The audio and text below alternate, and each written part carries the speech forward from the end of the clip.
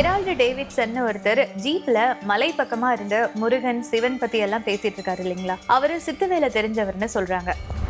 நிறைய நேரங்கள்ல தவம்ல இருப்பாரு அவரு. ஊர் மக்களே பார்க்கறதுக்கே கொஞ்சம் வித்தியாசமான ஒரு ஆளா இருப்பாரு. ஊர்ல வந்து இருந்துகிட்டு நம்மளை ரொம்ப தொந்தரவு பண்றானே அப்படின்னு சொல்லிட்டு எல்லாரும் ஒரு நாள் நைட்டு வந்து இவர் நம்ம அடிச்சு போட்டுடலாம் ஆளை அப்படின்னு சொல்லிட்டு ஊர் மக்கள்லாம் கிளம்பி போறாங்க. கிட்ட அவங்க போய் பார்க்கும்போது பார்த்தீங்கன்னா அவரு நவகண்ட யோகம்னு சொல்லுவாங்க. உடல் தனியா, கை தனியா, கால் தனியா, அந்த மாதிரி வந்து தனித்தனியா வந்து பிரிஞ்சிடும். அந்த காட்சி வந்து மக்கள்லாம் பார்த்து பயந்துறாங்க.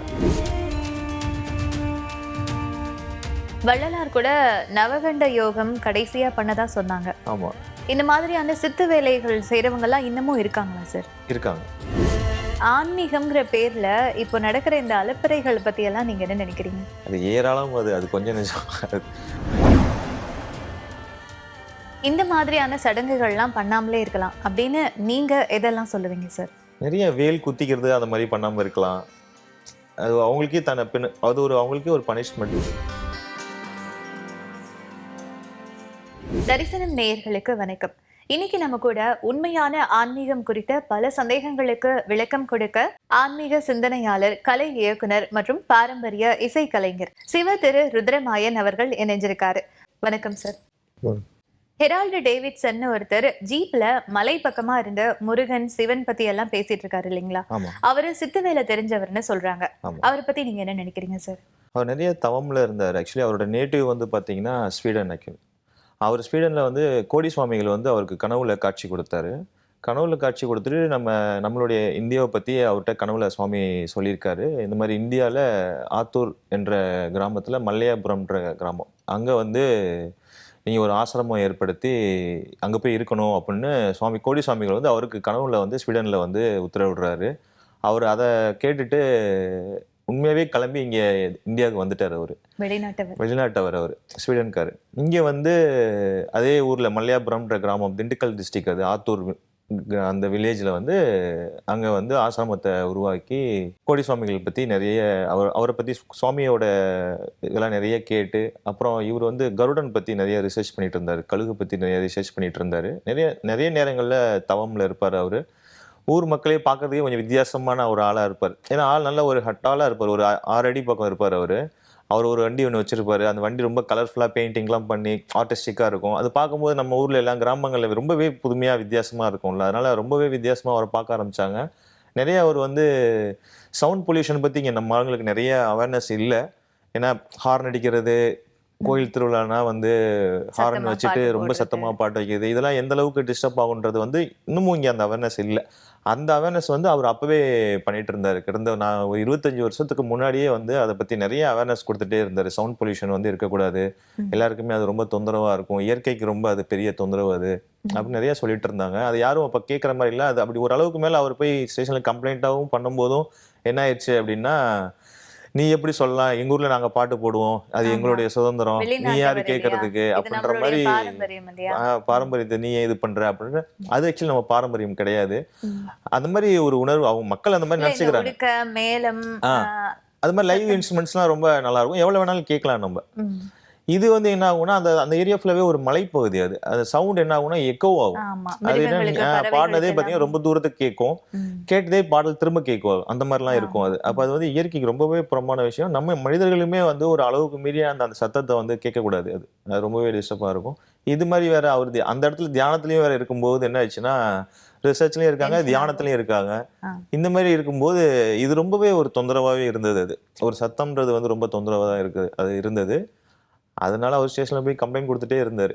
இந்த மாதிரி இருக்கு, கொஞ்சம் குறைக்க சொல்லுங்க. இல்ல அதுதான் சொல்ல வரேன் நானு.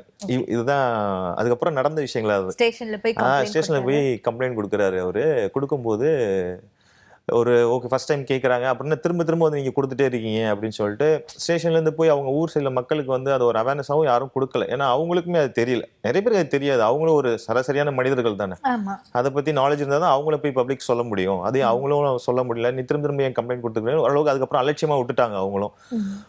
ஊர் மக்கள்கிட்ட போய் இவரு டைரக்டாவே சொல்ல ஆரம்பிச்சிட்டாரு, இந்த மாதிரி பண்ணாதீங்க, ஸ்பீக்கர் மாதிரி வச்சுக்கோங்க, இவ்வளோ டென்சிட்டி சவுண்ட்ல வச்சுக்கோங்க அப்படிலாம் சொல்றாரு. இங்கிலீஷும் ரொம்ப பேருக்கு அது புரியல. ஊர்ல யாராவது படிச்சவங்க இருந்தால் சொல்லி புரிய வைக்க முடியும், அதுவும் ரொம்ப கஷ்டமா இருந்துச்சு. இது ஒரு பெரிய ஒரு போராட்டமாவே அவருக்கு நடந்துட்டு இருந்தது அங்க.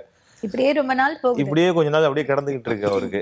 அப்புறம் என்ன பண்ணாங்க, ஒரு நாள் இவன் நம்ம ஊர்ல வந்து இருந்துகிட்டு நம்மள ரொம்ப தொந்தரவு பண்றானே அப்படின்னு சொல்லிட்டு எல்லாரும் ஒரு நாள் நைட்டு வந்து இவரு நம்ம அடிச்சு போட்டுடலாம் ஆள அப்படின்னு சொல்லிட்டு ஊர் மக்கள்லாம் கிளம்பி போறாங்க. இந்த மாதிரி பண்ணலாம் அப்படின்னு சொல்லிட்டு அவர் இருந்த அந்த தியான குடிலுக்கு வந்து ஆசிரமத்துக்கு போறாங்க. போகும்போது அவர் ஒரு தியானத்துல ஒரு சின்ன ஒரு ஒரு பெரிய மலை இருக்காங்க. அந்த மலை மேல உட்காந்து அவர் தியானம் பண்ணிட்டு இருக்காரு. அப்ப தியானம் பண்ணிட்டு இருக்கும்போது இவங்கெல்லாம் போறாங்க, அங்க உட்காந்துருக்கான் அப்படின்னு சொல்லிட்டு தூரத்துல இருந்தே பாக்குறாங்க. அத கிட்ட போல தூரத்துல இருந்தே பாக்குறாங்க உட்காந்துருக்கா அப்படின்னு சொல்லிட்டு கிட்ட அவங்க போய் பார்க்கும்போது பாத்தீங்கன்னா அவரு நவகண்ட யோகம்னு சொல்லுவாங்க.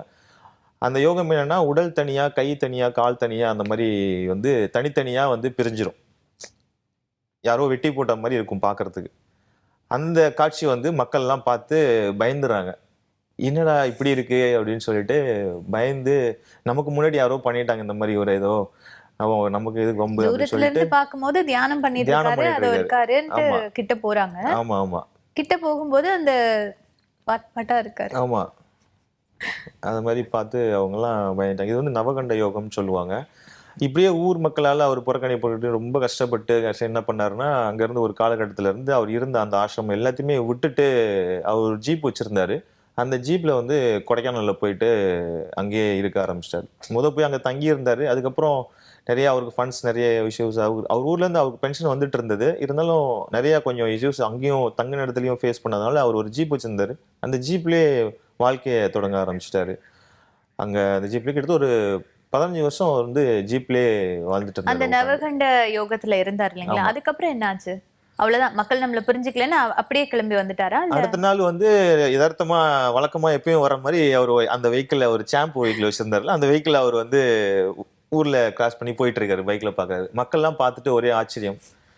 என்னடா நேத்து இப்படி பார்த்தோம், நம்மலாம் எல்லாம் இப்படி போய் அவர் அடிக்கிறதுக்காக போயிருந்தோமே, இப்படி இருந்ததே, இன்னைக்கு நல்லா போறாரே அப்படின்னு சொல்லிட்டு அவங்களுக்கு அப்பதான் அவருடைய தன்மை, அவங்களுடைய அப்போ மக்கள் வந்து தியானங்கள் ஓரளவு புரிஞ்சுக்க ஆரம்பிக்கும் போது இவர் அங்க இருந்து வந்துட்டாருங்களா? ஆமா.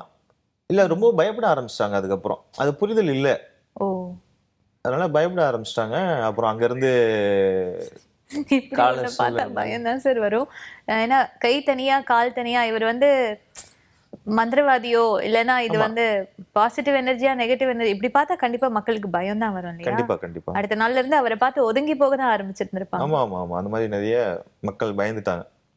அதுக்கப்புறம் பல காரணங்கள் சொல்லி அந்த ஊர்ல இருந்து அவரு புறக்கணிக்கப்பட்டு, அங்கிருந்து கிளம்பி தான் அவரு கொடைக்கானல்ல வந்து பல ஆண்டுகளாக ஜீப்ல வாழ்க்கைய வந்து தொடர்ந்து வாழ்ந்துட்டு இருந்தாரு. இந்த மாதிரியான சித்து வேலைகள் செய்யறவங்க எல்லாம் இன்னமும் இருக்காங்களா சார்? இருக்காங்க.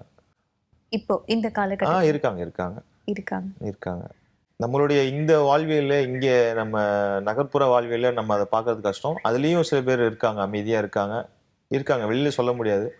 வள்ளலார் கூட நவகண்ட யோகம் கடைசியா பண்ணதா சொன்னாங்க. ஆமா. நெறைய பேர் பண்ணியிருக்காங்க. அந்த காலங்கள்ல வந்து நவகண்ட யோகம் வந்து அந்த சித்து நிலையில வந்து உச்சநிலையை அடையும்போது, அவங்க அதனால அந்த நவகண்ட யோகத்த வந்து அவங்களால ஈஸியா கையாள முடியும். தன்னுடைய தற்காப்புக்கும் நெறைய பேர் பயன்படுத்தியிருக்காங்க. இந்த மாரி ஒரு சூழல் ஏற்படும்போது, அவங்கள்ட்ட இருந்து நம்ம தப்பிக்கிறதுக்காகவும், இந்த மாரி அவங்கள பயமுறுத்துறதுக்காக, இந்த மாரி விஷயங்களுக்காகவும் அவங்க அத வந்து பயன்படுத்தியிருக்காங்க. தற்காப்பு மாதிரி. தற்காப்பு மாரி. ஆமா. நம்ம தமிழ் மக்கள் இத பிராக்டிஸ் பண்றாங்க, கத்துக்கிறாங்க. Okay sir. அது கொஞ்சம் நம்பக்கூடியதா இருக்கு. பட் ஒரு ஃபாரினரால எப்படி இத பண்ண முடியுது சார்? மக்கள் என்ன தமிழ் மக்கள், இந்த மக்கள் அப்படின்ற வித்தியாசம் இல்ல. நம்ம இருந்த சார்ந்த இடங்கள் தானே உங்களுக்கு தமிழ் மக்கள். இங்க வாழ்ந்தவங்க, இங்க இருந்த பூர்வக்குடிகள் வந்து தமிழ் மக்கள் அப்படின்றாங்க. மனிதன்றது எல்லாருமே சமம் தானே. மனிதனா பார்க்கும்போது எல்லாருமே சமம் தானே. இறைவன் தேர்ந்தெடுக்கிறது தானே அது. இந்த பிரபஞ்சம் இறைவனுடைய தேர்ந்தெடுக்கிறது தானே. படைப்பான இப்ப மனிதனால இன்னைக்கு நம்ம 2 பேரும் இங்க உட்கார்ந்து பேசிட்டு இருக்கோம். இப்ப நான் இங்க இருக்கேன் அப்படின்றது அவர் என்னுடைய தேர்ந்தெடுக்கிறது தான் இது. இந்த பிரபஞ்சம் தேர்ந்தெடுக்கிறது தான். யார் யாருக்கு என்ன கொடுக்கணுன்ற அந்த ஒரு இது இருக்குல்ல. எல்லாருக்கும் எல்லாமே கிடைச்சிடாது. இவங்களுக்கு இது போகணும். இப்ப ஆன்மீகத்தை பத்தி நம்ம பேசினா அது ஒரு பெரிய பாக்கியம் தான் அது. இந்த பாக்கியம் எப்படின்னா அவர் இறைவனால் தேர்ந்தெடுக்கப்பட்டதுனால தான் அது நடக்குது. அதுக்கான அறிவின்மையே வந்து புரிதல்ன்றது விஷயம் இருக்குல்ல. அதுவே அந்த அந்த புரிதல் இருக்கும்போது தான் அதெல்லாமே நமக்கு கிடைக்குது அது. ஆன்மீகம்ங்கிற பேர்ல இப்போ நடக்கிற இந்த அலப்பறைகள் பத்தி எல்லாம் நீங்க என்ன நினைக்கிறீங்க? அது ஏராளம் அது. அது கொஞ்சம் நெஞ்சம். ஆன்மீகன்ற பேர்ல நடக்கிற விஷயங்கள் நெறைய அந்த மாரி நடந்துகிட்டு இருக்கு. இப்ப அது எல்லாமே ஒரு பிராக்டிஸ்ன்னு ஒண்ணு இருக்கு. சில பேர் அத வந்து ஒரு வேண்டுதலா எடுத்துக்கிறாங்க. இப்ப இப்ப நெருப்புல நீங்க நடக்கிறதே சொல்றீங்கல்ல. அது பிராக்டிகலா நம்ம பார்க்க போனா நெருப்புல கால் வச்சா சுட தான் செய்யும் அது. ஆனா அந்த டைம்ல வந்து பிஃபோரா வந்து பார்த்தீங்கன்னா, அதுக்கு தான் வந்து கோவில்ல ஃபுல்லாவே தண்ணி ஊத்தி வச்சிருப்பாங்க. இவங்க என்ன பண்ணுவாங்கன்னா, பால் குடம் எடுத்துட்டு உள்ள ஃபுல்லா நடப்பாங்க. ஈரத்திலேயே கால் என்ன ஆயிரும்னா ஊறிரும்.